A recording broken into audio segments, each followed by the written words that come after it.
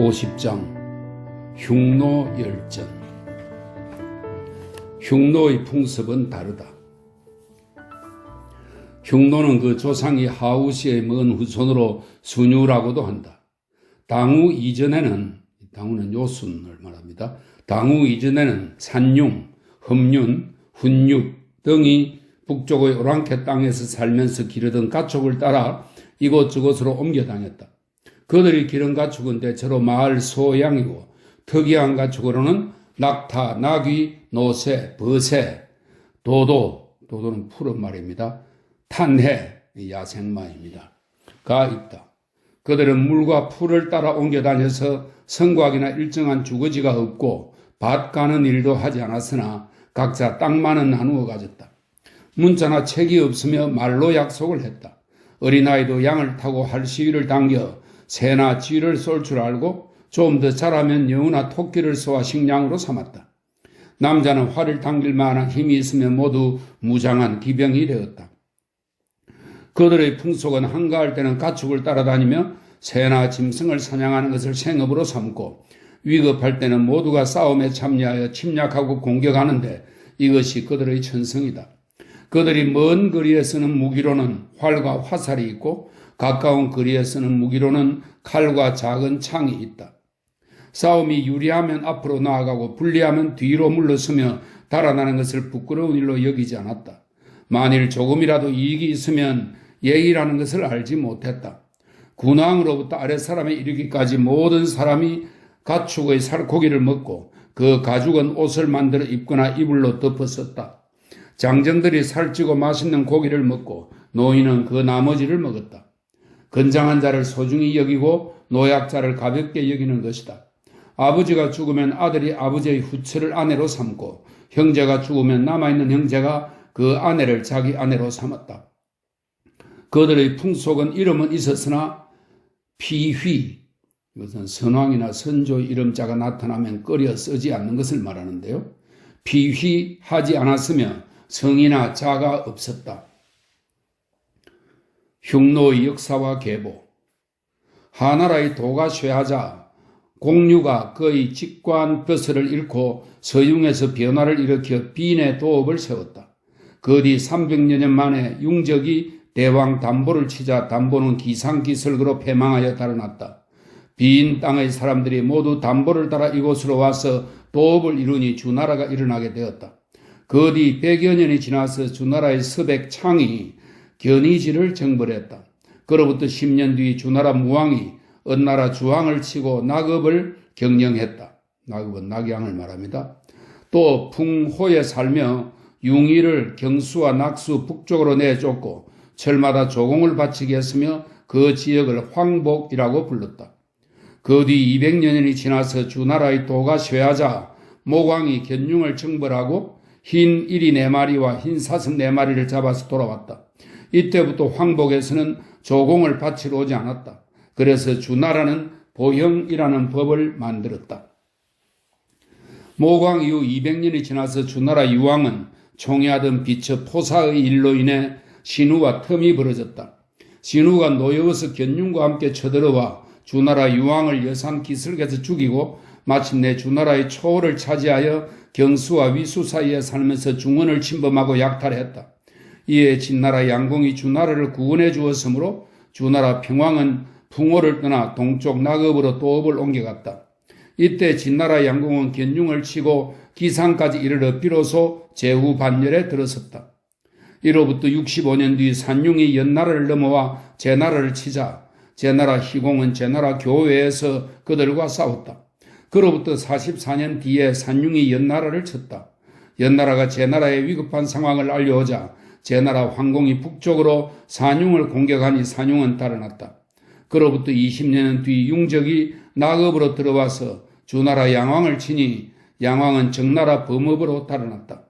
애당초 주나라 양왕은 정나라를 치려고 하여 일부러 융적의 딸을 후로 삼고 융적의 군사들과 함께 정나라를 쳤다. 얼마 뒤에 적후를 쫓아내자 적후는 왕을 원망했다. 양왕의 계모 해우에게 자대라는 아들이 있었다. 해우는 자기 아들 자대를 왕으로 세우려 하였으므로 이에 해우는 적후 자대와 함께 내통하여 융적에게 성문을 열어주니 융적이 그 틈에 쳐들어와 주나라 양왕을 쳐부수어 쫓아내고 자대를 천자로 삼았다. 그 후 융적은 육혼에서 살기도 하고 동쪽으로 위나라에까지 이르러 중원을 침략하고 도적질하며 포악한 짓을 일삼았으므로 중원에서는 그들을 미워하였다. 그래서 시인은 이렇게 노래했다. 융적을 이에 공격한다. 여기에 흠륜을 쳐부수어 대원에 이른다. 많은 수레를 내어 저 북방에 성을 쌓는다. 이 글은 각각 고문서에 있는 글들입니다. 주나라 양왕은 도성 밖에서 산지 4년이 되어 진나라에 사신을 보내 위급함을 알렸다. 그러자 진나라 문공은 마악제귀하여 폐업을 이루고자 하여 군대를 일으켜 융적을 쳐서 내쫓고 자대를 죽인 다음 주나라 양왕을 맞아들여 나급에 살게 했다. 이 무렵에는 진나라가 강국이었다. 진나라 문공은 융적을 쫓아내 하서지방의 은수와 낙수 사이에 살게 했는데 그들은 적적, 백적이라고 불렀다. 진나라 목공은 유혈을 얻어 서융의 8나라를 진나라에 복속시켰다. 그래서 농서쪽에는 면저와 곤융과 적과 원이라는 융족이 있고 기상과 양상과 경수와 칠수 북쪽에는 의거와 대려와 오지와 구연이라는 융족이 있었다. 그리고 진나라 북쪽에는 임호와 누번이라는 융족이 있으며 연나라 북쪽에는 동호와 산융이 있었다. 이들은 각각 계곡에 흩어져 살며 저마다 군장도 있었다. 들으는 100여 개의 융족이 모이기도 하였지만 아무도 서로 하나가 되지는 못했다. 이로부터 100여 년 뒤 진나라 도공이 위강을 사자로 보내서 융적과 화친을 맺음으로써 융적이 진나라에 입주하게 되었다. 100여 년 뒤 조양자가 구주산을 넘어서 대를 깨뜨려 병합하고 호매까지 이르렀다. 그 뒤 조양자는 곧 한나라, 위나라와 함께 지백을 멸망시키고 진나라 땅을 나누어 가졌으니 조나라는 대나라와 구주산 북쪽을 차지했고 위나라는 하스와 상군을 차지하여 융과 경계를 마주하게 되었다. 그 뒤 의거의 융족이 성곽을 쌓아 스스로 지켰으나 진나라가 조금씩 누에가 먹이를 먹듯이 들어가 해왕 때에 이르러서는 드디어 의거의 성 25개를 차지했다. 해왕이 위나라를 치자 위나라는 서하군과 상군을 모두 진나라에 주었다. 진나라 소왕 때 의거의 융왕이 선태후와 난잡한 짓을 하여 2 아들을 낳았다. 선태후는 의거의 융왕을 속여 감청궁에서 죽인 뒤 드디어 군사를 일으켜 의거를 쳐서 멸망시켰다. 이렇게 하여 진나라는 농서, 북지, 상군을 차지하게 되었고 장성을 쌓아 흉노를 막아내게 했다. 그리고 조나라 무령왕도 풍속을 바꾸어 호복을 입고 말타기와 활쏘기를 익혀 북쪽으로 이모와 누번을 깨뜨리고 장성을 쌓아 대에서부터 음산산맥 기슭을 따라 고글에 이르는 지역을 요새로 만들어 운중군, 안문군, 대군을 두었다. 그 뒤 연나라의 현명한 장군 진계가 호족의 볼모로 잡혀 있었는데 호족들은 그를 매우 믿었다. 진계는 연나라로 돌아오자 동호를 습격하여 처부수어 쫓아내자 동호는 천열이나 물러갔다. 형가와 함께 진나라 왕 정을 찌르러 갔던 진무양은 진계의 손자이다. 연나라도 조양에서 양평에 이르는 장성을 쌓고 상곡군, 의양군, 우북평군, 요서군, 요동군을 두어 흉노를 방어했다.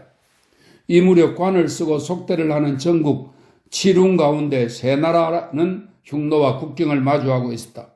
그 뒤 조나라 장수 이목이 있을 때는 흉노가 감히 조나라의 변경으로 쳐들어오지 못했다.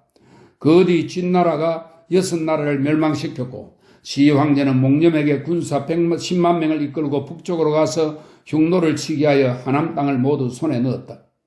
하수를 따라 요새를 만들고 하수에 다다라 현성 44개를 쌓고 죄수들을 수자리로 삼아 이곳에 옮겨와 살게 했다. 그리고 구원에서 운양까지 쭉 뻗은 길을 개통시켰다. 험준한 산을 국경으로 삼고 골짜기를 이용하여 참으로 삼았으며 보수할 수 있는 곳은 보수하였는데 임주에서 요동까지 만여리에 달하였다. 또 하수를 건너 양산과 북가까지 차지했다. 이 무렵에는 동호와 월지의 세력이 강성했다.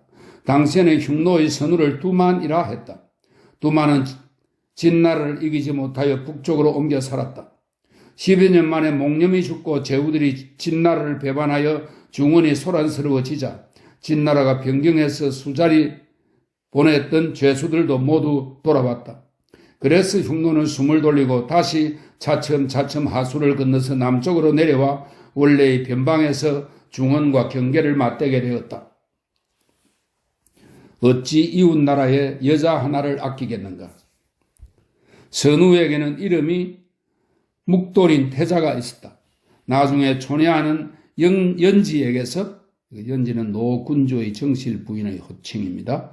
나중에 총회하는 연지에게서 작은 아들을 얻게 되자 선우는 묵돌을 폐위시키고 작은 아들을 태자로 세울 목적으로 묵돌을 월자국의 볼모로 보냈다. 묵돌이 월지국의 볼모로 있을 때 두만은 갑자기 월지국을 공격했다. 월지국에서 묵돌을 죽이려 하자 묵돌은 그 나라의 좋은 말을 훔쳐 타고 도망쳐 돌아왔다. 두만은 그 용기를 장하게 여겨 기병 1만 명을 거느리는 대장으로 삼았다. 묵돌은 명적, 쏘면 소리를 내는 화살입니다. 묵돌은 명적을 만들어 기병에게 활 쏘기를 익히도록 한 뒤 명을 내려 말했다. 명적으로 쏘아 마치는 곳을 일제히 쏘라. 그렇게 하지 않는 자는 베어 죽이겠다. 그리고 새와 짐승을 사냥하러 나가 자신의 명적으로 마친 곳을 쏘지 않는 자가 있으면 벼랑과 목을 베었다. 얼마 뒤에 묵돌은 명적으로 자기 애마를 쏘았다. 좌우에서 감히 쏘지 못하는 자가 있자 묵돌은 자기 애마를 쏘지 않은 자를 그 자리에서 베었다. 조금 뒤 다시 자기 애처를 향해 명적을 날렸는데 좌우 군사들 중에서 두려워하며 감히 쏘지 못하는 자가 있자 묵돌은 또다시 그들을 베었다. 얼마 뒤 사냥하러 나가 명적으로 선우의 명마를 쏘았는데 곁에 있던 자들이 일제히 그 말을 쏘았다. 이에 묵돌은 그의 좌우에 있는 자들이 모두 쓸만하게 된 것을 알았다.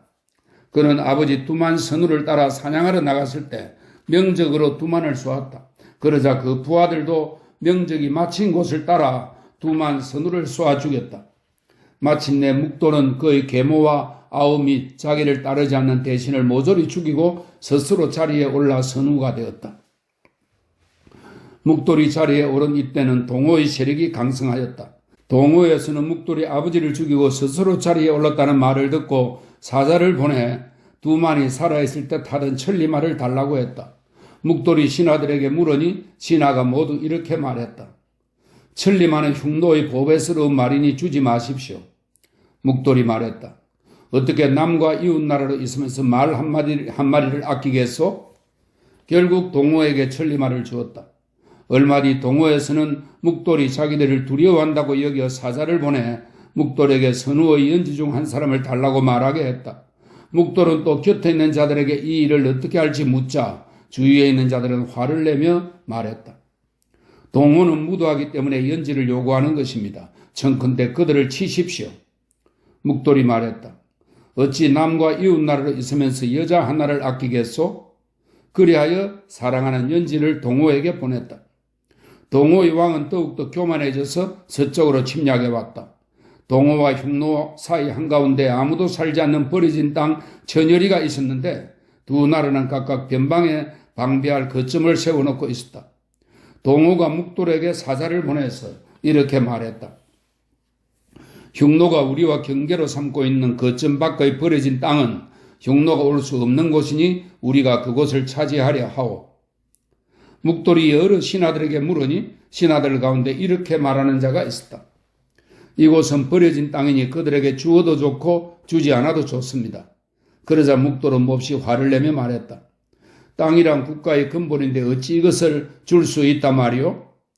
묵돌은 그 땅을 주자고 한 자를 모조리 베어 죽이고 말 위에 올라 온 나라에 뒤늦게 출전하는 자는 베어버리겠다고 명을 내리고는 드디어 동쪽으로 달려가 동호를 공격했다. 동호는 애초부터 흉노를 하찮게 여겼으므로 대비도 하지 않고 있었다. 묵돌은 병사를 이끌고 쳐들어가 동호를 깨뜨리고 왕을 죽이고 그 백성과 가축을 노획했다. 돌아와서는 서쪽으로 월지를 쳐서 달아나게 하고 남쪽으로 하남의 누번과 백양의 하남왕의 토지를 손아귀에 넣었다. 또 연땅과 대땅을 공격하여 진나라가 묵념을 시켜 빼앗아갔던 흉노 땅을 모조리 되찾았다. 그리고 한나라의 국경인 예전 하남의 요새 관문을 맞대고 조나 부시까지 진출하였으며 마침내 연 땅과 대 땅까지 쳐들어갔다. 이 무렵 한나라 군대는 항우의 군대와 서로 대치하고 있어 중원은 전쟁으로 지쳐 있었다. 그래서 묵돌은 스스로 강대해질 수 있었고 활 시위를 당기는 군사가 30만여 명이나 되었다. 순유에서 두만에 이르기까지 천여 년 동안 흉노는 때로는 강대해지고 때로는 약소해지면서 흩어졌다 모였다 한 것이 오래되었으므로 그들의 전해오는 계보를 차례대로 기록할 수는 없다. 그러나 묵돌에 이르러 흉노가 가장 강대해져서 북쪽으로는 오랑캐를 모조리 복종시키고 남쪽으로는 중원과 적국이 되었다. 그들 대대로 전해오는 나라의 관직 명칭을 기록하면 다음과 같다. 선우 밑에는 좌우 현왕, 좌우 공여왕, 좌우 대장, 좌우 대도의, 좌우 대당호, 좌우 골도후를 두었다. 흉노에서는 현명한 것을 일컬어 도기라고 하였으므로 언제나 태좌를 좌도기 왕이라고 했다. 좌우현왕에서 당호에 이르기까지 크게는 기병 1만 명부터 작게는 수천 명까지 모두 24장이 있었는데 이들을 만기라고 불렀다. 여러 대신은 모두 관직을 세습했으며 호연씨와 난씨 그리고 그 뒤에 있는 수복씨 이 세 성씨는 흉노의 귀한 종족이었다. 모두 좌방의 왕과 장은 동쪽에 살고 있어 상곡군 동쪽으로 예명 및 조선과 접하고 있었다. 우방의 왕과 장들은 서쪽에 살고 있어 상군 서쪽의 월지, 저, 강과 접하고 있었다. 선우가 머물고 있는 곳은 대군과 운중군을 마주하고 있었다. 제각기 영역이 있었고 물과 풀을 따라 옮겨 다녔다. 그들 중에는 좌우 현왕과 좌우 공여왕의 영역이 가장 크고 좌우 골도와는 선우의 정치를 보좌했다. 24명의 장은 또한 각각 스스로 천장, 백장, 십장, 비소왕, 상, 봉, 도위, 당호, 저거 등의 속관을 두었다. 매년 정월에는 여러 장이 선우의 왕정에서 소규모 집회를 열고 봄제사를 지냈다. 5월에는 농성에서 대규모 집회를 열어 그들의 조상과 하늘과 땅과 귀신들에게 제사를 지냈다. 가을날 말이 살찔 무렵에는 대림에서 대규모 집회를 열어 백성과 가축의 숫자를 조사했다. 그들의 법에는 칼을 뽑아 한 자 이상 상처를 낸 자는 사형에 처하고 도둑질하는 자는 그 가족과 재산을 다 빼앗으며 가벼운 죄가 있는 자는 알형은 칼로 얼굴을 가르거나 수레바퀴 밑으로 몸을 넣어 뼈를 부수는 형벌입니다. 가벼운 죄가 있는 자는 알형에 처하고 큰 죄를 지은 자는 사형에 처했다. 옥에 가두는 것은 길어도 열흘을 넘지 않았으며 온 나라의 죄수는 몇 명에 지나지 않았다. 선우는 매일 아침 군영에서 나와 해돋이를 보고 절하고 저녁에는 달을 보고 절했다. 앉는 자리는 왼쪽을 높이 여기고 북쪽을 향했다. 날은 무일과 기일을 길일로 숭상했다. 장례식에는 관곽에 금, 은, 옷, 갓옷을 넣은 봉분을 하거나 나무를 심는 일은 없으며 상복도 입지 않았다.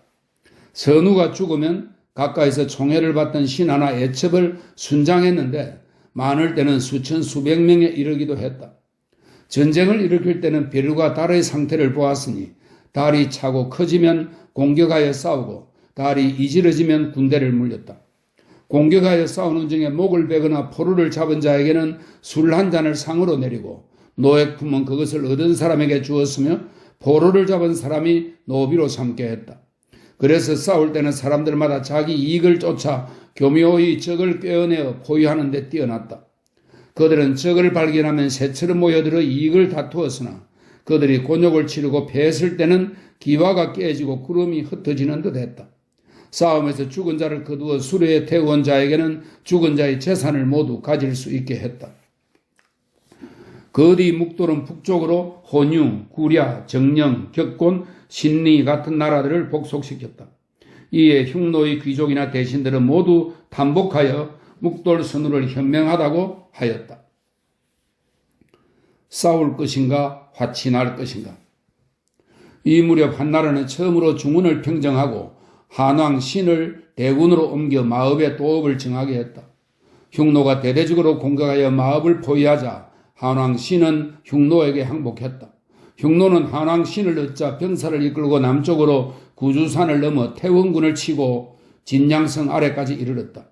고조는 몸소 병사를 이끌고 가서 그들을 공격하였는데 때마침 겨울이어서 몹시 춥고 진눈깨비가 내려 병조들 가운데 손가락이 떨어져 나간 자가 열에 2~3명은 되었다. 이에 묵돌은 거짓으로 싸움에서 저 달아나는 척하여 한나라 군대를 유인했다. 한나라 군대는 묵돌을 추격하였다. 묵돌은 정예 병사를 숨겨둔 채 어리고 약한 병사들만을 보이는 곳에 배치했다.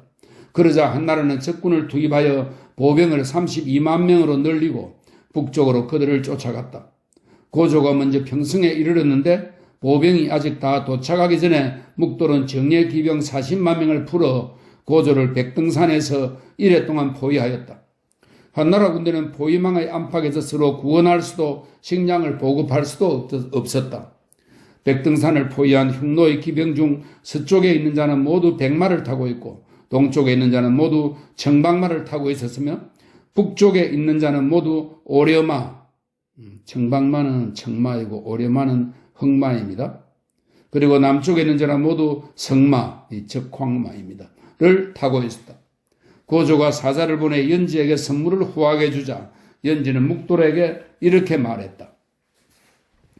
두 나라의 군주가 서로 공경에 처하게 되어서는 안 됩니다. 지금 한나라 땅을 얻는다 하더라도 그곳은 선우께서 도저히 살만한 곳이 못 됩니다. 또 한왕은 신의 도움을 받고 있다고 하니 선우께서는 이러한 점을 살피십시오. 묵돌은 한왕 신의 장수 왕황 조리의 군대와 합류하기로 기약했지만 그들 또한 제날따에 오지 않아 한나라와 공모하였을 것으로 의심하던 중이므로 연지의 말을 받아들여 한 모퉁이 포위망을 풀어주었다. 따라서 고조는 병사들을 모두 가득 끌어가지고 활 시위를 한껏 잡아당겨 밖으로 겨누게 하고는 포위가 풀린 한 모퉁이로 탈출하여 마침내 밖에 있던 대군과 합류하게 되었다. 묵돌은 마침내 군대를 이끌고 돌아갔고 한나라도 군대를 이끌고 돌아갔다. 한나라는 유경을 사신으로 보내 화친맹약을 맺게 했다. 그 뒤 한왕신은 흉노의 장군이 되었고 조리와 왕황 등은 자주 화친맹약을 어기고 대군과 운중군으로 쳐들어와 도적질을 일삼았다. 얼마 지나지 않아 진희가 모반을 꾀하고 또다시 한왕신과 공모하여 대군을 공격하였다.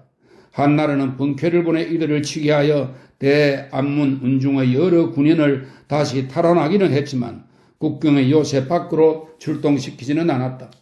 이 무렵 한나라 장수 가운데 흉노에 투항하는 자가 많으므로 묵돌은 언제나 대군 지역을 넘나들면서 약탈했다.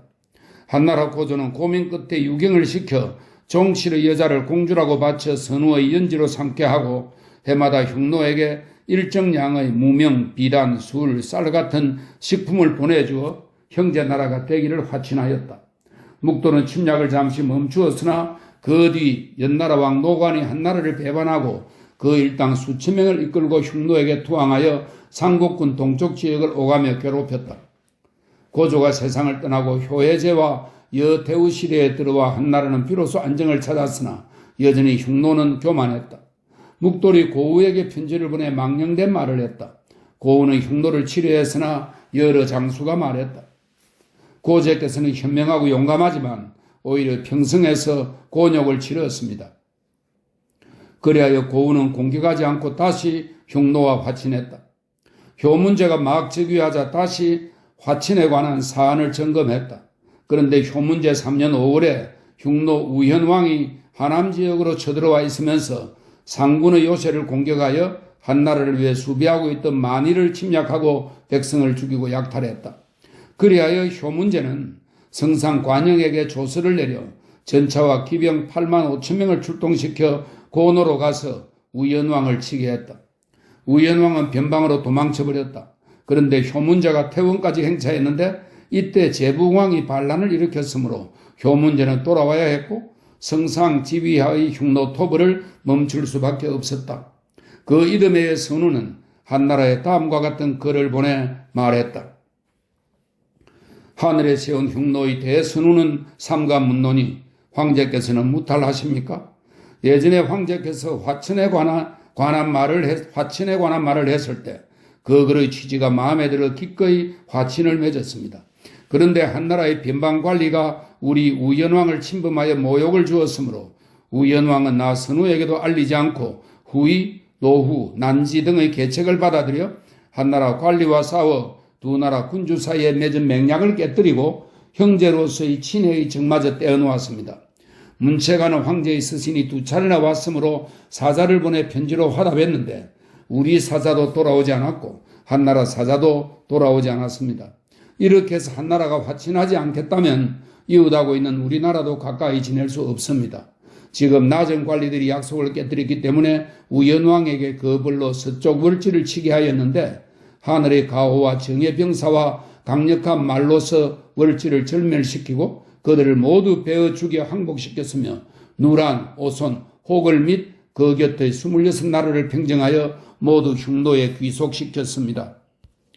화를 당길 수 있는 모든 백성이 모여 한 집안이 되었습니다. 북쪽 지역은 안정되었으니 원컨대 싸움을 멈추고 사졸들을 쉬게 하여 말이나 길러 앞서 있었던 불화를 불문에 붙이고 옛날의 맹약을 회복시켜 변방의 백성을 안정시키고 처음 웅대했던 옛날처럼 젊은이들이 잘 자라게 하고 노인들이 그들의 겉에서 평안하며 대대로 평화와 안락을 누리게 하십시오. 그러나 황제의 뜻을 알 수 없어 낭중 개우천을 시켜 이 편지를 드리도록 하고 낙타 한 마리, 성마 2필, 마차에 말 8필을 바칩니다. 황제께서 흉노가 변방요새 가까이 오는 것을 원치 않는다면 관리와 백성에게 조서를 내려 멀리 떨어져서 살도록 해주기 바랍니다. 사자가 이르는 즉시 돌려보내 주십시오. 그 사자는 6월 중에 삼방 땅에 이르렀다. 편지가 도착하자 한나라에서는 공격과 화친 가운데 어느 쪽이 유리한가를 의논했다. 공경들은 한결같이 말했다. 선우는 막 월지를 깨뜨리고 성세를 타고 있어 공격해서는 안 됩니다. 또한 흉노 땅을 얻게 되더라도 늪과 소금기가 많아 살만한 곳이 못 되므로 화친하는 편이 훨씬 유리합니다. 그래서 한나라는 화친을 허락했다. 효문제 전원 6년에 한나라는 흉노에게 이러한 편지를 보냈다. 황제는 삼가 흉노의 대선우에게 묻노니 무탈하십니까? 낭중 개우천을 통해 짐에게 보낸 편지에서 우연왕은 나 선우에게도 알리지 않고 후위, 노후, 난지 등의 계책을 받아들여 한나라 관리와 싸워 두 나라 군주 사이에 맺은 맹약을 깨뜨리고 형제로서의 친애의 정마저 떼어놓았습니다. 이렇게 해서 한나라가 화친하지 않겠다면 이웃하고 있는 우리나라도 가까이 지낼 수 없습니다. 지금 나정 관리들이 약속을 깨뜨렸기 때문에 우연왕에게 그 벌로 서쪽 월지를 치게 하였는데 북쪽 지역은 다 안정되었으니 원컨대 싸움을 멈추고 사졸들을 쉬게 하며 말이나 길러 앞서 있었던 불화를 불문에 붙이고 옛날의 맹약을 회복시켜 변방의 백성을 안정시키고 옛날처럼 젊은이들이 잘 자라게 하고 노인들이 그들의 거처에서 평안하며 대대로 안정된 생활을 하여 평화와 안락을 누리게 하십시오라고 하였습니다. 짐은 이 말을 매우 가상히 여깁니다. 이것이야말로 옛 성스러운 군주의 뜻입니다. 한나라는 흉노와 약속하여 형제나라가 되었으므로 선우에게 매우 후한 선물을 보내고 있었는데 맹약을 어기고 형제로서의 친애의 정을 벌어지게 한 것은 언제나 흉노 쪽이었습니다. 그러나 우연왕이 일으킨 일은 한나라에서 사면령을 내리기 전의 일이므로 선우는 그를 심하게 처벌하지는 마십시오. 만일 선우가 그 편지의 뜻에 찬동하여 당신 나라의 관리들에게 분명하게 알려서 맹약을 저버리지 않고 신의를 지키게 한다면 삼가 선우께서 보낸 편지 내용과 같이 하겠습니다. 사자의 말에 의하면 선우께서 스스로 병사들을 이끌고 나가 여러 나라를 쳐서 공을 세웠으나 전쟁으로 인한 수고로움도 크다 하니 짐이 입는 수겹기, 수겹장류, 금겹포 각각 한 벌, 비여는 장식으로 머리에 꽂는 빗입니다. 비여 한 개, 황금으로 장식한 허리띠 한 개, 황금으로 꾸민 띠와 고리 한 개, 수놓은 비단 10필, 비단 30필, 붉은 비단과 푸른 비단 각각 40필을 중대부 의와 알짜령을 시켜 선우에게 보냅니다. 그 뒤 얼마 안 가서 묵돌이 죽고 아들 계육이 자리에 올라 노상선우라 했다. 중앙열의 배반과 한나라의 근심거리. 노상계육 선우가 막 자리에 오르자 효문제는 또 종실의 딸을 공주라 하여 선우에게 보내 연지로 삼게 하고 연나라 출신의 황관 중앙열을 공주의 부로 삼았다. 중앙제는 가기 싫지만 한나라에서 억지로 그를 사자로 보내려 하자 그가 말했다. 반드시 내가 가야 한다면 한나라의 골칫거리가 될 것이다. 중앙년은 흉노에 도착하자 곧 선우에게 귀순했다. 선우는 그를 매우 가까이 하고 총애했다. 애초에 흉노는 한나라의 비단과 무명과 먹거리를 좋아했는데 중앙년이 말했다. 흉노의 인구는 한나라의 군 하나에도 미치지 못합니다. 그러면서도 강한 이유는 먹고 입는 것이 한나라와 달라 한나라에 바라지 않기 때문입니다. 지금 선우께서 풍속을 바꾸어 한나라의 물자를 좋아하게 된다면 흉노가 한나라 물자의 10분의 1을 채 쓰기도 전에 흉노 백성은 모두 한나라에 귀속될 것입니다. 한나라 비단과 무명을 얻어 옷을 지어 입고 말을 타고 풀이나 가시덤불 속을 달려보십시오. 우독과 바지는 모두 찢어져서 못 쓰게 될 것입니다. 이렇게 함으로써 백성에게 비단 옷이나 무명 옷이 털옷이나 가죽옷만큼 완벽하거나 좋지 않음을 보이십시오. 또 한나라의 먹을거리를 얻게 되면 모두 버려서 그것들이 젖과 유제품의 편리함과 맛만 못함을 보이십시오. 그래야 중앙년은 선우의 좌우에 있는 신하들에게 숫자를 기록하는 방법을 가르쳐 인구와 가축 수를 헤아려 세금을 매기도록 했다. 한나라가 선우에게 편지를 보내올 때는 목판을 한자 한치 크기로 썼는데 문장은 이러했다. 황제는 삼가 흉노에 대해 선우에게 묻노니 무탈하십니까? 보내는 물품과 언어는 이러합니다. 중앙년은 선우가 한나라에 편지를 보낼 때는 목판을 한자 두치 크기로 쓰게 하고 봉인도 모두 한나라보다 넓고 크고 길게 하도록 하였으며 그 문구도 그만하게 이렇게 썼다. 천지가 나아지고 이르리 세워진 흉노의 대순우는 삼가 묻노니 한나라 황제께서는 무탈하십니까? 보내는 물품과 언어는 이러합니다. 한나라의 어떤 사자가 말했다. 흉노는 노인을 천대하는 풍습이 있어. 중앙년은 한나라 사자를 꾸짖으며 말했다. 당신네 한나라 풍습에도 수자리를 살러 군대를 따라 막 출발이라고 하는 사람이 있다면 그의 늙은 어버이가 자신의 따뜻하고 두터운 옷을 벗어주고 영양 많고 맛있는 음식을 나누어 주어 수자리를 보내지 않소? 한나라 사자가 말했다. 그렇소. 중앙년은 말했다. 흉노는 분명 싸움의 공적을 일삼는 종족이므로 늙고 약한 사람이 싸울 수는 없소. 그래서 영양 많고 맛있는 음식을 건장한 사람들에게 먹이는 것이요. 이렇게 하여 스스로를 지키고 아버지와 아들이 서로 오랫동안 보존할 수 있는 것이니 어떻게 흉노가 노인을 천대한다고 하겠소. 한나라 사자가 말했다. 흉노는 아버지와 아들이 같은 막사에서 살며 아버지가 죽으면 아들이 그 계모를 아내로 삼고 형제가 죽으면 남아있는 형제가 그의 아내를 맞아 자기 아내로 삼소. 관을 쓰고 속대를 하는 꾸밈이나 조정에서의 예의도 없소. 중앙년이 말했다. 흉노의 풍습에 사람은 가축의 고기를 먹고 그 젖을 마시며 그 가죽으로 옷을 만들어 입소. 가축은 풀을 먹고 물을 마시며 철마다 옮겨 다니요. 그래서 그들은 급하갈 때에는 말타기와 활쏘기를 익히고 한가할 때에는 일 없는 것을 즐기고 있어. 그들의 약속은 간편하여 실행하기 쉽고 군주와 신하의 관계는 간단하고 쉬워 한나라의 정치가 마치 한 몸인 듯하오. 아버지, 아들, 형, 동생이 죽으면 그들의 아내를 맞아들여 자기 아내로 삼는 것은 종족의 성씨가 끊길까 염려하기 때문이요. 그래서 흉노는 어지러워져도 한 핏줄의 종족을 세울 수 있는 것이요.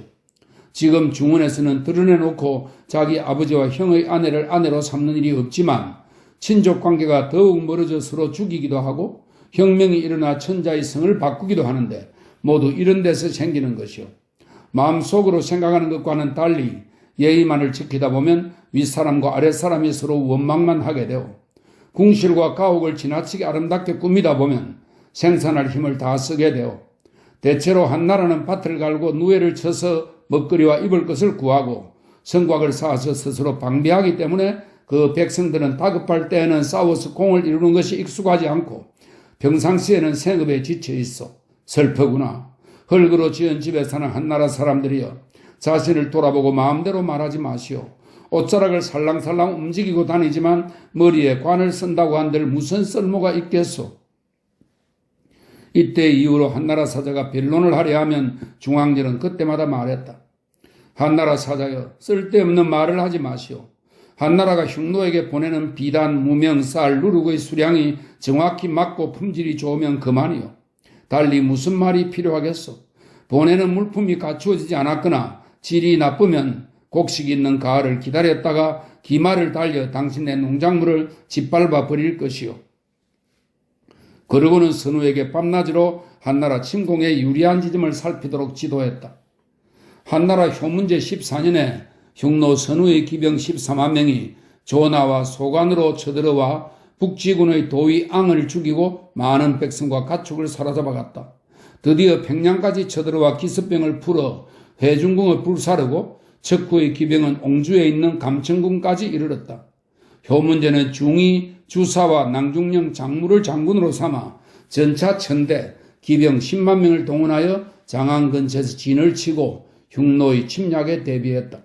그리고 창후 노경을 상군 장군으로, 영후 위속을 북지 장군으로, 육려의 주소를 농서 장군으로, 동양후 장상렬을 대장군으로, 성후 동적을 전 장군으로 삼아 전차와 기병을 크게 동원하여 흉노를 치게 했다. 선우는 요새 안에서 머무른 지 한 달여 만에 돌아갔다. 한나라 군대는 요새 바깥이 출동하여 뒤쫓아갔지만 되돌아와 흉노를 죽이지도 못했다. 흉노는 날이 갈수록 교만해져 해마다 변경으로 쳐들어와 백성과 가축을 죽이고 약탈하는 일이 매우 많았는데 운중군과 요동군이 가장 심했으며 대군에서도 1만 명 이상이 피해를 입었다.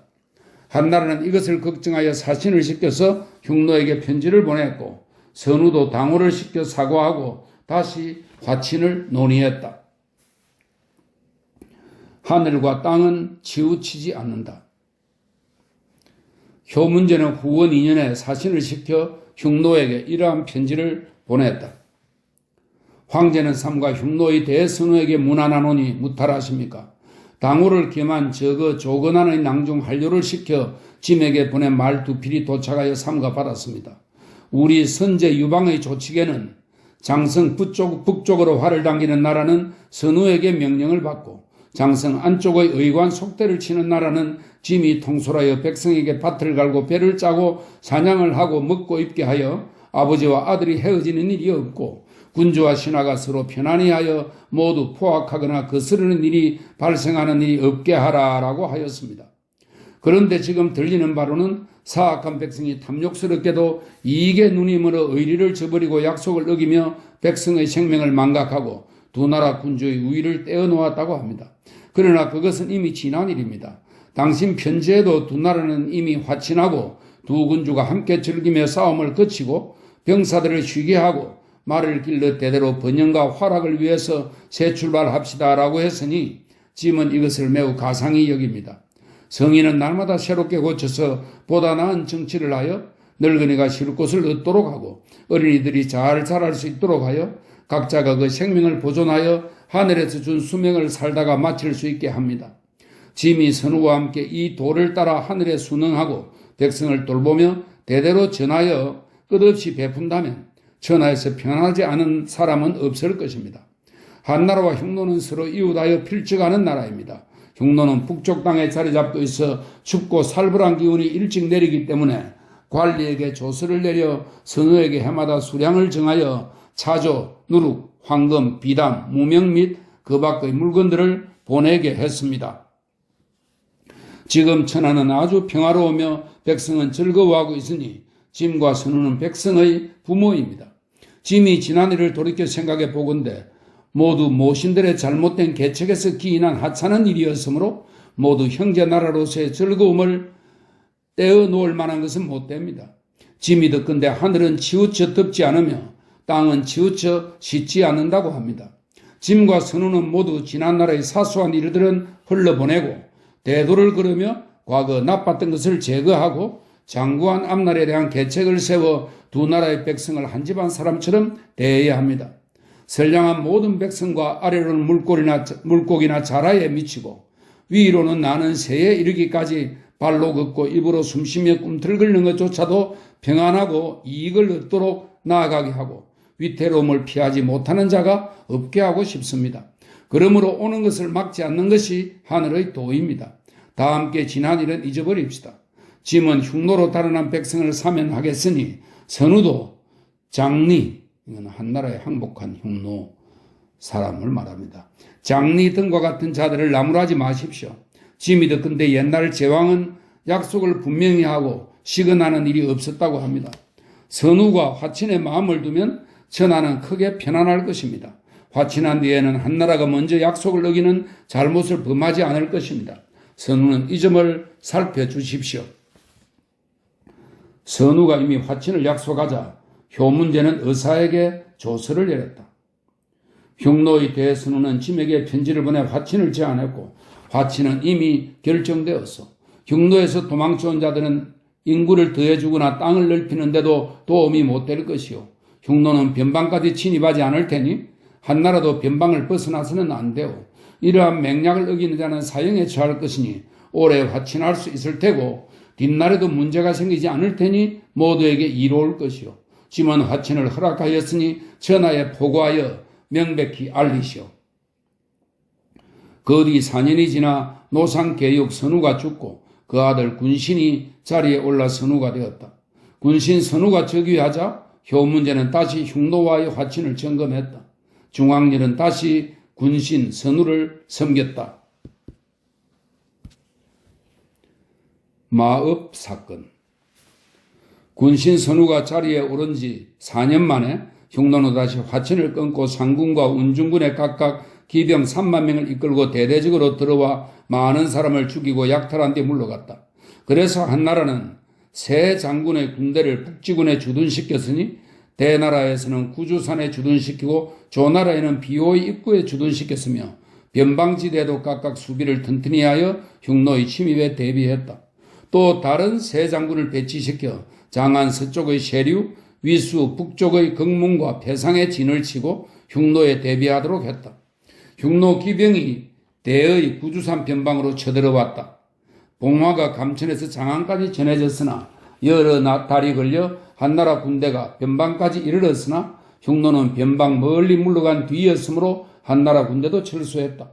그 뒤 1년여 만에 효문제가 죽고 효경제가 즉위하자 조나라 왕 수가 몰래 흉노로 사람을 보내 오나라와 초나라가 모반한 틈을 타 조나라와 모의하여 변방을 진입하도록 했다. 그러나 한나라 군대가 조나라를 포위하여 깨뜨렸으므로 흉노도 침략을 포기했다.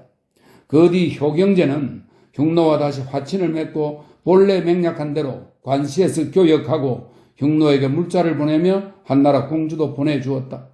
효경제 시대가 끝날 때까지 흉노는 사소하게 변방으로 침입하여 훔치는 일이 있었으나 대규모로 침략하지는 않았다.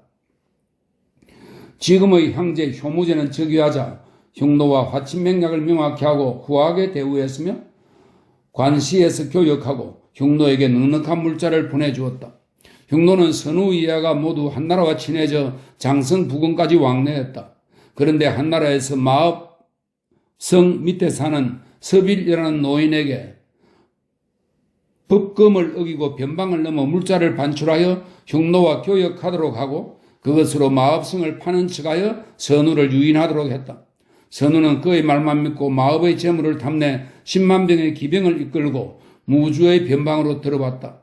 한나라는 병력 30만 명을 마읍 주위에 매복시키고는 의사대부 한왕국을 호군으로 삼아 네 장군을 통솔하여 선우를 습격했다.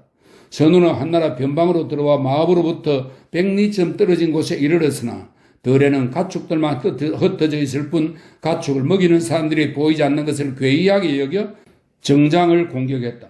이때 안문군의 위사가 순시하다가 오랑캐가 쳐들어온 것을 보고 정장을 지키고 있었는데 그는 한나라 군대의 묘락을 알고 있었다. 선우가 그를 붙잡아 죽이려 하자 그는 선우에게 한나라 군대가 있는 곳을 일러주었다. 선우는 몹시 놀라며 말했다. 나는 정녕 의심스러웠다. 그래서 병력을 이끌고 돌아와 변방을 벗어나자 말했다. 내가 위사를 잡은 것은 하늘의 뜻이니 하늘이 그대를 시켜 말한 것이다. 그러고는 위사를 천왕이라고 불렀다. 한나라 군대는 선우가 마읍으로 들어오면 군사를 내어 치자고 약속해 두었지만 선우가 오지 않았으므로 한나라 군대는 아무런 소득도 얻지 못했다. 한나라 장군 왕위의 부대는 대에서 나와 흉노의 보급부대를 치기로 되어 있었으나 선우의 철수병력이 많다는 말을 듣고 감히 나가지 못했다. 한나라에서는 왕희가 원래 이 계획을 세워놓고 진격하지 않았다 하여 왕위를 차명에 처했다. 이로부터 흉노는 한나라와 화친을 끊고 흉노가 다니는 길에 위치한 요새를 공격했으며 한나라 변방지대에서 노략질하는 일이 이루 헤아릴 수 없이 많았다. 그러면서도 흉노는 탐욕스러워 여전히 관시의 교육을 즐기며 한나라의 재물을 좋아했다. 한나라도 여전히 관시의 교육을 끊지 않고 흉노에게 맞추어 주도록 했다. 흉노와 한나라의 지리멸렬한 싸움. 마업 사건이 있은 지 5년이 지난 가을에 한나라는 장군 4명에게 각각 기병 1만 명을 이끌고 가서 관시 근처에서 흉노를 공격하도록 했다. 장군 위청은 상곡군에서 출동해 융성에 이르러 흉노의 수급과 포로 700명을 얻었다. 공순하는 운중군에서 출동하였으나 이렇다 할 소득이 없었고 공순호는 대군에서 출동해 흉노에게 패하여 700여 명을 잃었다. 이광은 안문군에서 출격해 흉노에게 패하고 사로잡혔지만 나중에 도망쳐 돌아왔다. 한나라는 공순호와 이광을 옥에 가두었는데 이들은 속죄금을 내고 평민이 되었다. 그해 겨울에 흉노는 변경을 자주 침입하여 노략질했는데 의양군이 특히 심하였다. 한나라는 장군 한항국을 의양군에 주둔시켜 흉노에 대비하도록 했다. 그 이듬해 가을에 흉노 기병 2만 명이 한나라에 쳐들어와 요수군 태수를 죽이고 2천여 명을 잡아갔다. 흉노가 또 쳐들어와 의양군 태수의 군대 1000명을 패배시키고 한나라 장군 한항국을 에워쌌다. 한항국은 그때 기병 1000명만을 가지고 있으며 그마저도 다 없어진 상태였다. 마침 연나라에서 구원병이 왔으므로 흉노군이 물러갔다. 흉노는 또 안문군으로 쳐들어와 1000여 명을 죽이거나 잡아갔다. 그래서 한나라는 장군 위청에게 기병 3만 명을 이끌고 안문군에서 출동하도록 하고 이식에게는 대군에서 출동하여 흉노를 치게 하여 수급과 포로 수천 명을 얻었다. 그 이듬해의 위청은 다시 운중군 서쪽으로 출동하여 농서군에 이르러 흉노의 누번왕과 백양왕을 하남에서 깨뜨리고 흉노의 수급과 포로 수천 명과 소와 양 100여만 마리를 얻었다. 그래야 한나라는 마침내 하남 땅을 점령하여 삭방군의 요새를 쌓고 또 옛날 진나라 때 목념이 쌓은 요새를 다시 수리하고 하수를 따라 방비를 굳건히 했다. 한나라는 또한 상곡군의 10개의 지우치는 마을을 버리고 조양은 땅을 흉노에게 넘겨주었다. 이 해가 한나라 원삭 2년이었다. 그 이듬해 겨울에 흉노의 군신 선우가 죽었다. 군신 선우의 아우 좌농녀왕 이치타가 스스로 선우가 되어 군신 선우의 태자 오단을 깨뜨렸다. 오단이 따르나 한나라에 항복하였다. 한나라는 오단을 서밭후로 봉했지만 몇 달 뒤에 죽었다. 이치사 선우가 즉위하자 그해 원삭 3년 여름에 흉노의 기병 수만 명이 쳐들어와 대군 태수 공우를 죽이고 1000여 명을 노략질했다. 그해 가을에 흉노가 또 안문군으로 쳐들어와 1000여 명을 죽이거나 노략질했다. 그 이듬해 흉노는 또다시 대군, 정량군, 상군에 각각 기병 3만 명을 이끌고 쳐들어와 수천 명을 죽이거나 노략질했다. 흉노 우연왕은 한나라가 그들의 하남 땅을 빼앗고 삭방군에 요새 쌓은 일을 원망하여 변경으로 자주 쳐들어와 노략질하고 하남으로 들어와서 삭방군을 소란스럽게 하여 관리와 백성을 죽이거나 약탈하는데 매우 심했다. 이듬해 봄에 한나라는 위청을 대장군으로 하여 장군 6명과 10여만 병력을 이끌고 삭방과 고굴에서 출동하여 흉노를 치게 했다. 이때 우연왕은 한나라 군대가 그곳까지 쳐들어올 수는 없을 것으로 여겨 술을 마시고 취해 있었다. 한나라 군대는 요새에서 600~700리나 나아가 야밤에 우연왕을 포위했다. 우연왕은 매우 놀라 몸을 돌려 달아나니 정예 기병들도 제각기 그 뒤를 따라 달아났다. 한나라 군대는 우연왕에게 딸려있는 남녀 15,000명, 비소왕 10여 명을 잡았다. 그해 가을에 흉노 기병 1만 명이 쳐들어와 대군의 도위 주영을 죽이고 1000여 명을 잡아갔다. 그 다음에 봄에 한나라는 또 대장군 위청에게 장군 6명과 기병 10여만 명을 거느리고 다시 정량에서 수백리를 나아가 흉노를 치게 하여 앞길을 통하여 수급과 포로 19,000여 명을 얻었다. 그러나 한나라도 장군 2명과 기병 3,000여 명을 잃었다. 우장군 소근은 몸만 빠져나왔고 전장군 허프, 조신의 군사는 전세가 불리하여 흉노에게 항복했다. 조신은 본래 흉노의 소왕이었으나 한나라에 항복하자 한나라가 허프로 봉한 사람이었다. 조신은 전장군으로서 우장군의 군대와 힘을 합쳐 주력 부대와 별도로 진군하다가 단독으로 선우의 군대를 만나 전멸한 것이다. 선우는 허프를 얻게 되자 자차왕으로 삼아 자기 누이를 그에게 시집 보내고 함께 한나라에 대한 전략을 논의했다. 조신은 선우에게 좀 더 북쪽으로 물러서서 사막을 가로질러 한나라 군대를 유인하여 피로하게 만든 뒤 극도로 지쳤을 때 공격하고 요새를 가까이 하지 말라고 가르쳤다. 선우는 그 계책을 따랐다. 그 이듬해 흉노 기병 1만 명이 상곡군을 쳐들어가 수백 명을 죽였다. 다시 그 이듬해 봄에 한나라는 표기장군 곽계병을 시켜 기병 1만 명을 인솔하고 농서군에서 출격하게 하여 언지산에서 천여리나 지나서 흉노를 쳤다. 흉노의 수급과 포로 1만 8천 명을 얻고 휴도왕을 깨뜨린 데다가 하늘에 제사를 지닌 데 쓰는 황금으로 만든 상까지 손에 넣었다. 그해 여름에 표기장군은 다시 합기와 함께 기병 수만 명을 이끌고 농서군과 북지군에서 이천리를 나아가 흉노를 쳤다. 그 연을 지나 기련산을 공격하고 흉노의 수국과 포로 3만여 명과 비소왕 이하 70여 명을 얻었다. 이때 흉노도 쳐들어와 대군과 안문군에서 수백 명을 죽이거나 잡아갔다. 한나라는 박망우와 장군 이광에게 우북평군에서 진격하여 흉노 자현왕을 치게 했으나 오히려 자현왕이 이 장군을 포위했는데 이 장군의 군사는 4,000명가량으로 전멸할 지경이었으나 이쪽이 입은 손실보다 더 많은 적을 죽이거나 사로잡았다. 때마침 박망우의 구운병이 와서 이 장군은 위기에서 벗어날 수 있었다. 그러나 한나라는 기병 수천 명을 잃었다. 학규는 표기 장군과 약속한 날짜보다 늦게 도착하여 박망우와 함께 모두 사형을 당하게 되었으나 속죄금을 물고 서민이 되었다. 그해 가을 선우는 혼야왕과 휴도왕이 서쪽에 있을 때 한나라 군대에게 죽거나 포로된 자가 수만 명이나 된 것을 노하여 이들을 불러 들여 주살하려고 했다. 혼야왕과 휴도왕은 두려워 한나라에 항복하려고 했고 한나라는 표기 장군에게 가서 이들을 맞이하게 했다. 혼야왕은 휴도왕을 죽이고 그의 군사와 백성을 함께 인솔하여 와서 한나라에 항복했다. 그 군사의 수는 대체로 4만여 명이었으나 10만여 명이라고 했다. 이렇게 하여 한나라는 혼야왕을 얻었으므로 농서, 북지, 하서 지역은 흉노의 도적질이 더욱 줄어들었다. 그래서 함곡관 동쪽의 가난한 백성을 흉노로부터 빼앗은 하남과 신진중으로 옮겨 살게 하여 이 지역을 채우고 북지군 서쪽의 수자리 병사들은 절반으로 줄였다.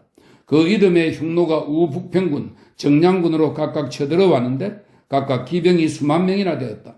이들은 천여 명을 죽이거나 사로잡아서 돌아갔다. 그 이듬해 봄에 한나라에서 전략을 세워 허프 조신이 선우를 위해 계책을 세우기 때문에 선우는 사막 북쪽에 있으면서 한나라 군사가 그곳까지는 올 수 없을 것으로 생각하고 있다라고 말한 뒤 말을 배불리 먹여 기병 10만 명을 출동시켰다. 보급품을 실은 말 이외에 개인 물건을 싣고 따르는 말이 14만 필이었다. 대장군 위청과 표기장군 곽급영에게 군사를 반으로 나눠 인솔하게 하고 대장군은 정량에서 출격하고 표기장군은 대군에서 출격하게 하여 모두가 사막을 가로질러 흉노를 치기로 약속했다. 흉노의 선우는 이 소식을 듣고 그의 보급품을 먼 곳으로 대피시킨 뒤 정예군만 이끌고 사막 북쪽에서 기다리다가 한나라 대장군과 접전을 벌였다. 접전을 벌이던 어느 날 해질 무렵에 때마침 큰 바람이 일었다. 한나라 군대는 이 틈을 타서 좌우의 군사를 놓아 선우를 포위했다. 선우는 스스로 이 싸움에서는 한나라 군대를 당할 수 없다고 생각하고 드디어 홀로 용감한 기병 수백 명만 데리고 한나라의 포위망을 뚫고 북서쪽으로 달아났다. 한나라 군대는 선우를 밤새 뒤쫓았으나 잡지 못하고 가는 길에 흉노의 수급과 포로를 베거나 잡은 것이 1만 9천 명이나 되었다. 한나라 군대는 북쪽 전안산에 있는 조신의 성까지 쳐들어갔다가 돌아왔다. 선우가 달아날 때 그의 병사들은 이따금 한나라 군대와 뒤섞여서 선우를 뒤쫓아갔으므로 선우는 오랫동안 자기 부대와 만날 수 없었다. 그 뒤 우공여왕은 선우가 죽은 줄 알고 자리에 올라 선우라고 하였다. 그러나 진짜 선우가 살아서 돌아와 다시 군을 장악하자 우공여왕은 선우라는 호칭을 버리고 다시 우공여왕이 되었다. 한나라 표기장군은 대군에서 출격하여 이천여리를 나와 자현왕과 맞서 싸웠다. 이때 한나라 군대는 흉노의 수국과 포로를 7만여 명 얻었으나 좌현왕의 장군들은 모두 달아났다. 표기 장군은 남거스산에서 봉제를 지내고 고연산에서 선제를 드린 뒤 한해까지 갔다가 돌아왔다. 그 뒤로 흉노는 멀리 달아나서 사막 남쪽에는 흉노의 왕정이 없었다. 한나라는 황하를 건너 삭방군 서쪽으로부터 영거에 이르기까지 곳곳에 관계용 물길을 내고 밭 관리관을 두니 그곳에 머무는 관리와 병졸은 5, 6만 명이나 되었으며 점차 흉노 땅을 갉아먹고 들어가 흉노의 북쪽 땅과 접하게 되었다.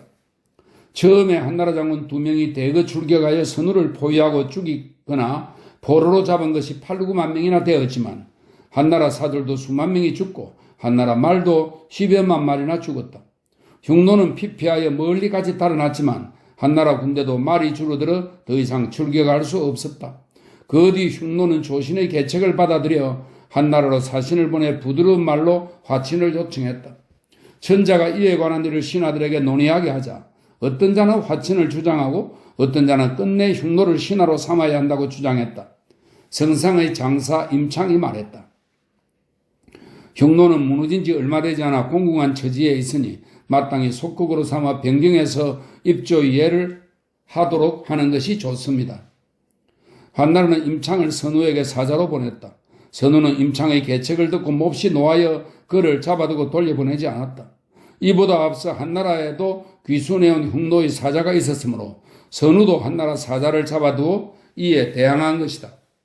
한나라가 사졸과 군마를 진집하려 하는데 마침 표기장군 곽교병이 죽으니 이에 한나라는 오랫동안 북상하여 흉노를 치지 않았다.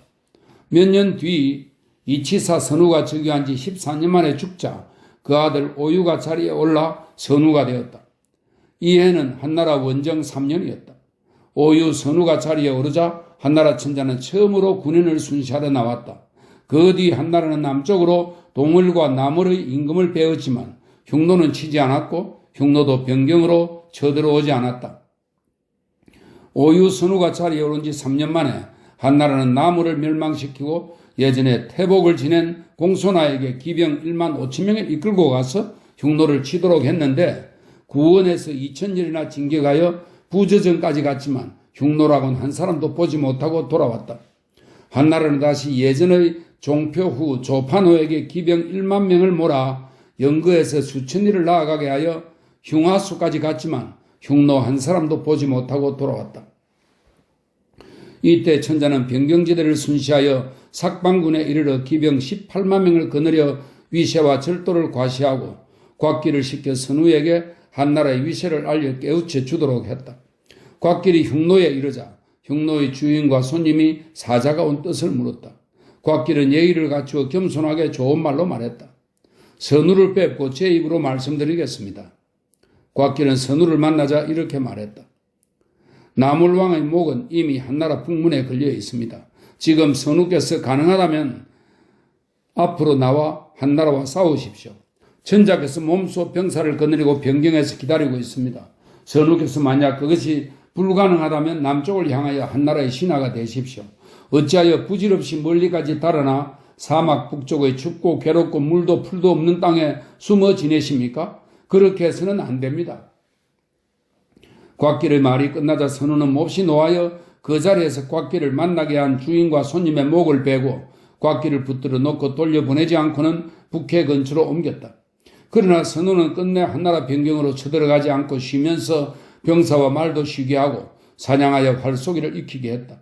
그러고는 자주 한나라로 사신을 보내 좋은 말과 달콤한 목소리로 화친을 청했다. 한나라는 왕후 등에게 흉노를 살피게 했다. 흉노의 법에 의하면 한나라 사자라도 부절을 버리고 얼굴에 먹물들인 자가 아니면 선우의 막사 안으로 들어갈 수 없었다. 왕후는 북직군 출신으로 흉노의 풍습에 익숙했으므로 부절을 버리고 얼굴에 먹물을 들여 막사로 들어갈 수 있었다. 선우는 그에게 호의를 가지고 그 의견을 듣는 척하며 듣기 좋은 말로 태자를 한나라에 볼모로 보내서 화친하고 싶다고 했다. 한나라는 양신을 흉노에 사자로 보냈다. 이 무렵 한나라는 동쪽으로 예맥과 조선을 함락시켜 군으로 삼고 서쪽으로는 주천군을 두어 흉노와 강족과 통하는 길을 끊었다. 또 한나라는 서쪽으로 월지, 대화와 우호관계를 맺고 공주를 오손왕에게 시집 보내기도 하여 흉노를 지원하던 서쪽 여러 나라를 떼어놓았다. 또 북쪽으로는 농지를 더욱 늘려 혈례까지 이르고 요새를 쌓았다. 이렇게 했음에도 불구하고 흉노는 한마디도 없었다. 이에 허프 조신이 죽었다. 한나라의 정권을 잡고 있는 자들은 흉노가 이미 쇠약하므로 신하로 복종시킬 수 있을 줄로 여겼다. 양씨는 댐댐이가 강직하며 굽힐 줄 모르는 사람이었으나 본래 지위 높은 신하가 아니므로 선우는 가까이 하려고 하지 않았다. 선우가 막사 안으로 불러들이려 했지만 그가 부지를 버리려 하지 않았으므로 선우는 막사 밖에 앉아서 양신을 만났다.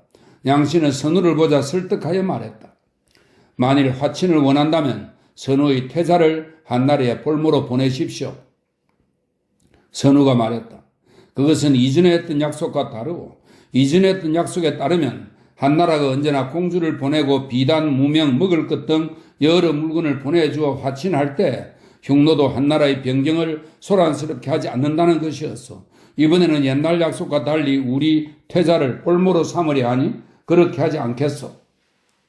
흉노의 풍속상 한나라 사자가 주인귀인이 아닌 것을 보고 그가 유생일 경우는 설득하러 왔다고 보고 언변을 꺾으려 했고 나이가 젊은 사람인 경우에는 칼로 찌르러 온 줄 알고 기세를 꺾으려 했다. 한나라 사자가 흉노로 들어올 때마다 흉노에서도 사자를 보냈고 한나라에서 흉노의 사자를 붙잡아 두면 흉노에서도 한나라 사자를 붙잡아 두는 등 반드시 대등한 수단을 강구해 놓은 뒤에야 그만두었다. 양신이 돌아온 뒤 한나라는 왕후를 사자로 보냈다. 선우는 한나라의 재물을 많이 얻기 위해 달콤한 말로 아첨하고 왕후에게 이렇게 거짓말했다. 내가 직접 한나라로 들어가 천자를 뵙고 그 앞에서 형제 나라가 되기로 약속하고 싶소. 왕후가 돌아와서 한나라에 보고하자 한나라는 선우를 위하여 장안에 저택까지 지었다. 그런데 흉노가 말했다. 한나라가 지위가 높은 사람을 사자로 보내지 않으면 나는 그와 더불어 성의 있는 참된 말을 하지 않겠소. 흉노에서 지위가 높은 사람을 한나라에 사자로 보내왔는데 그가 병이 들어 한나라에서 약을 주어 치료하려 했지만 불행하게도 죽고 말았다. 한나라는 노충국에게 200석 인수를 주어 사신으로 가게 하고 유해를 보내 수천금을 들여 후한 장례를 치르도록 하고는 말했다. 노충국이 자신이 한나라의 지위가 높은 사람이라고 말했다. 선우는 한나라가 자기의 지위 높은 사자를 죽였다고 여겨 노충국을 붙잡아 둔 채 돌려보내지 않았다. 지금까지 말한 여러 이야기는 선우가 단지 왕후를 속인 것일 뿐 한나라로 들어온다든지 태자를 볼모로 보낼 생각은 전혀 없었다. 그래서 흉노는 자주 기습병을 보내 한나라 병경을 침범했다. 한나라는 곽창을 바로 장군으로 삼고 또 차야우를 삭방군 동쪽에 주둔시켜 흉노에 대비했다.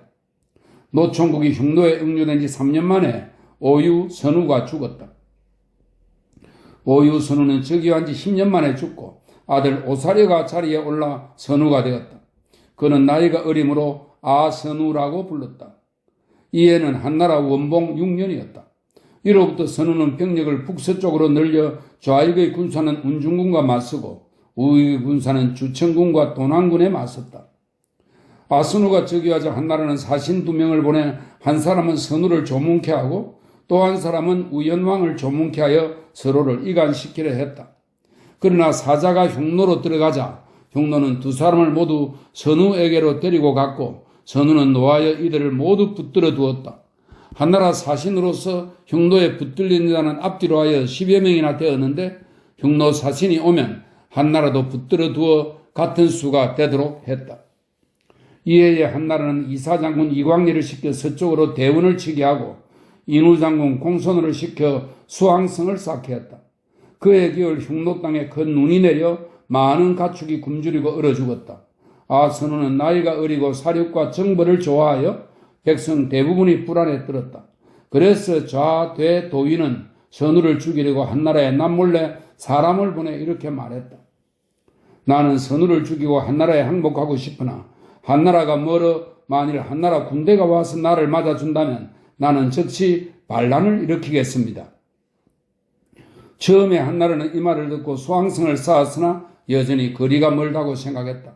그래서 그 이듬해 봄에 한나라는 차기하고 조파노를 시켜 기병 2만여 명을 이끌고 삭방군 북서쪽으로 2000여리까지 나아가 중계산까지 갔다가 돌아오기로 기약했다. 차기야후가 기약한 곳까지 갔다가 돌아왔으나 좌대 도의의 모방 계획은 발각되고 말았다. 선우는 그를 베어 죽이고 좌익의 병사를 동원하여 차기야후를 쳤다.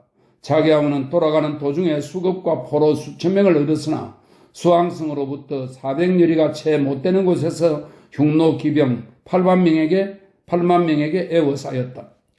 차기야후는 밤에 직접 물을 찾으러 나갔다가 숨어있던 흉노에게 사로잡혔다. 흉노는 이 기회를 틈타 한나라 군대를 급습했다. 한나라 군중에서는 곽종이 호군이 되고 유왕이 거수가 되어 서로 상의하여 말했다. 여러 교위들까지 장군을 잃고 도망쳐온 사람은 목이 베임으로 돌아가기를 권하는 이가 한 사람도 없다. 이에 전군이 흉노에게 투항했다. 흉노의 아선우는 크게 기뻐하여 드디어 기습병을 보내 수왕성을 치게 했으나 함락시키지 못하고 변경으로 쳐들어왔다가 물러갔다. 그 이듬해 현우는 스스로 수왕성을 치료했지만 수왕성에 이르기도 전에 병이나 죽었다. 아선우는 즉위한 지 3년 만에 죽었다.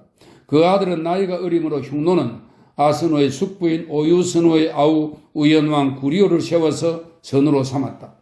이 해가 태초 3년이었다. 구리오 선우가 즉위하자 한나라는 광록대부 서자위를 오원군의 요새에서 나가 가깝게는 수백리에서 멀게는 천여리까지 진출하여 성체와 망루를 쌓고 여구산까지 이르게 하였다. 그리고 유격장군 한열, 장평우 위양을 그 곁에 주둔시키고 강노도의 노박덕을 시켜 거연택 근처에 요새를 쌓도록 했다. 그에 갈 흉노군은 정량군과 운중군에 크게 쳐들어와 수천 명을 죽이거나 사로잡고 복록이 2000석인 고관 몇 명을 깨뜨린 뒤 돌아가는 길에 광록대부가 쌓은 성체와 망루를 파괴했다. 또 우연왕이 주천군과 장액군으로 쳐들어와 수천 명을 죽이거나 사로잡았지만 때마침 한나라 장수 인문이 공격하여 구원함으로써 흉노는 손에 넣었던 것을 모두 잃고 물러갔다. 이해에 이사장군이 대원을 깨뜨리고 그 왕을 빼고 돌아왔다. 흉노는 그의 귀로를 끊으려 했지만 미치지 못했다. 그해 겨울에 흉노는 수왕성을 공격하려 했으나 마침 선우가 병들어 죽었다.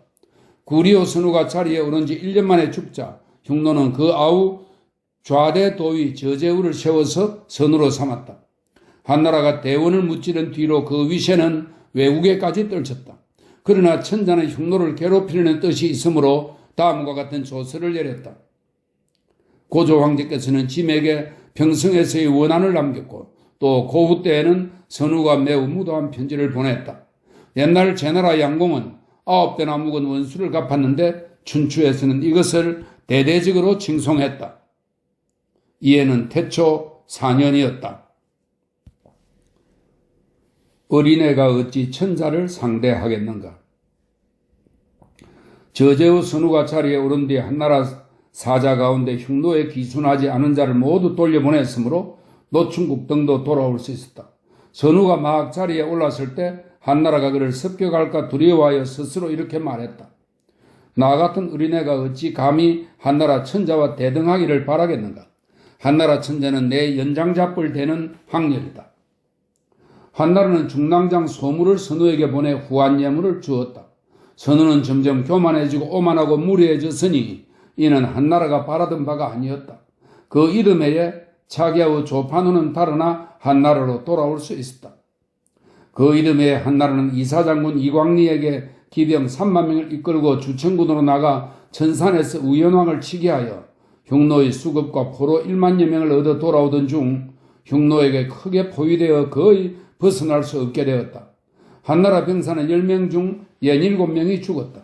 한나라는 인후장군 공손호를 서하군으로 나가 강노도의와 타갸산에서 합류하도록 했으나 전과는 없었다. 또 기도위 이릉에게 보병과 기병 5,000명을 거느리고 거연 북쪽으로 천여리까지 나가 선우와 부딪혀 싸우도록 했는데 이릉이 적군 1만여 명을 살상하였다.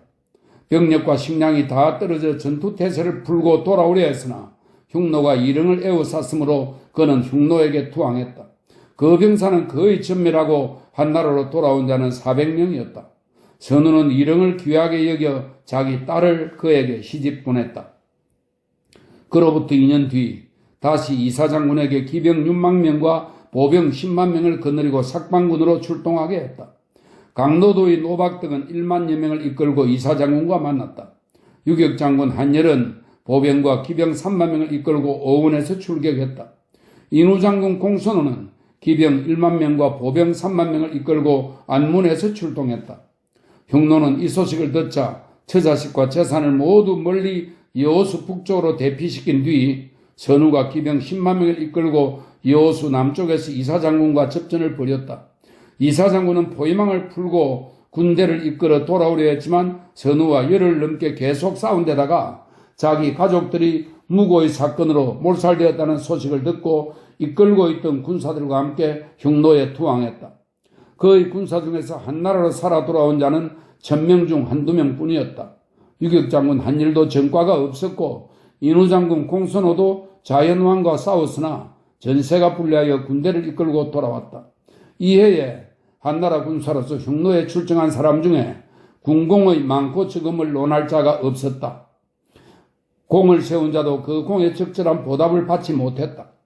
조서를 내려 태일령 수단을 체포했는데 그는 이사장군의 가족이 몰살된 것을 말하여 이광래가 흉노에 투항하게 했기 때문이다. 태사공은 말한다. 공자는 춘추를 지으면서 노나라 은공, 황공 사이에 있었던 일은 명료하게 서술하였으나 자신과 같은 시대의 정공, 애공 사이의 일은 기록이 미미하다. 이는 그 당시의 세태가 절실했기에 찬미하는 것도 없었고 피하거나 끓이는 것도 없었다. 세속 사람들이 흉노를 말하는 것은 한때의 군세를 얻기 위해 힘써 아첨하여 자기 주장이 채택되도록 하고 편견에 사로잡혀 서로 흉노와 한나라를 말합니다. 서로를 고려하지 못하는 경향이 있다고 걱정한다. 장수들은 중원이 광대한 것만을 믿고 의기충천했으며 남의 주인된 자는 이 천자를 말합니다. 남의 주인된 자는 그들의 의견에 따라 계책을 결정했으므로 좋은 성과를 거두지 못했다. 요는 현명했지만 사업을 일으켜 성공하지 못하고 우를 얻고 나서야 구주가 편안해졌다. 만일 성왕의 전통을 일으키려 한다면 오직 장군이나 재상을 가려서 임명하는 데 달렸을 뿐이구나. 오직 장군이나 재상을 가려서 임명하는 데 달렸을 뿐이구나.